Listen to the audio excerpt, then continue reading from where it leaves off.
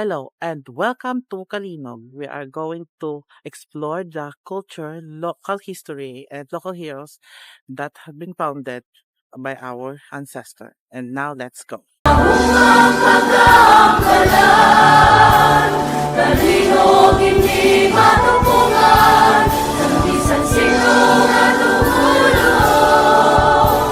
Kalinog ang manunungan. So here I am here of the Tumarikudo, our local chieftain that founded and chose this Kalinog at their settlement site. Kalinog, kalinog, anong malipayon? Malinong kang may uswagong matinaon. Makisan kang mabinuliton. May kalitukan na mga katawan. Kalinog, kalinog, kalinog. Banwa kong pinalanggan. Kalinog, kalinog, kalinog. Banwa kong pinalanggan. Di pinapahuran. Isan sa bilog na So I am here in Kalinog Plaza.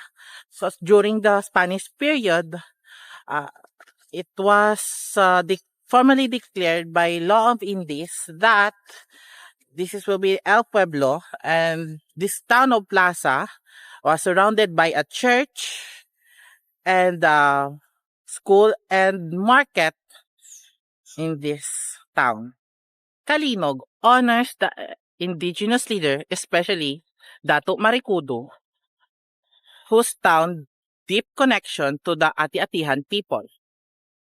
Kalinog is a second-class municipality that have a 59 barangays with land area of 274.6 square kilometers. It is a diverse landscape. It is a fertile land of mountainous area of Mount Baloy where indigenous people resides. The population is around 54,000, who is centered in agriculture,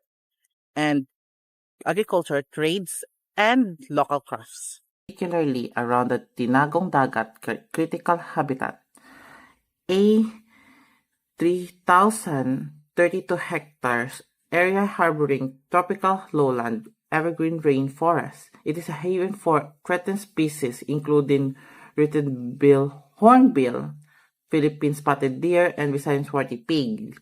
The region also supports the native flora such as the Flesha is known for cultural plants like labog.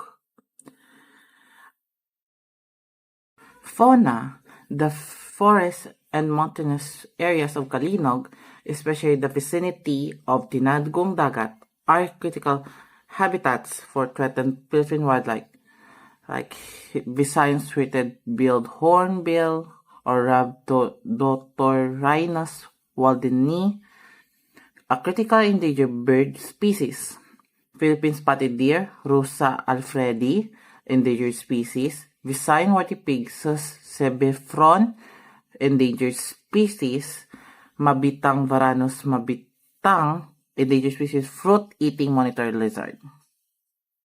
Kalinog is known for Hinalawod epics, one of the longest epics in Kalinog, preserved by Suludnon people on Mount Baloy. Festivals such as Hinerogyaw Sugidadunay celebrated both Christian and indigenous, blending with its street dance and also epic chanting. Local cuisine like local staples of Laswa and Kadyos Baboy Langka, also known as KBL. The town of Kalinog also features the historical rite, churches, and also the natural attraction that define how unique the identity of Kalinog. And that's all, and thank you. kalimutan. Di man lang natawa.